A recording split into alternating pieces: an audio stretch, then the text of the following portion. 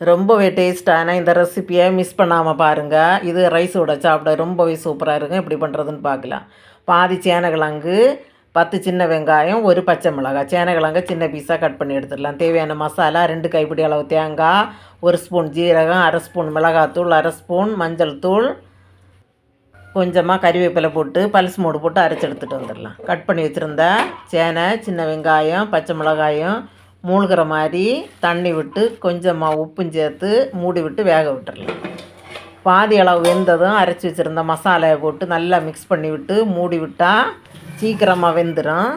வெந்த உடனே stove off பண்ணிவிட்டு கடுகு, கறிவேப்பிலை, காஞ்ச மிளகாய், உளுந்தம்பருப்பு தேங்காய் எண்ணெயில் தாளித்து கொட்டினா ரொம்பவே வாசனையாக சாப்பிட ரைஸு கூட ரொம்பவே டேஸ்ட்டாக இருக்கும். எல்லோரும் வீட்டில் ட்ரை பண்ணி பார்த்துட்டு எப்படி இருக்குன்னு சொல்லி கமெண்ட் பண்ணுங்கள். பிடிச்சிருந்தா லைக் பண்ணுங்கள், ஷேர் பண்ணுங்கள், சப்ஸ்கிரைப் பண்ணுங்கள்.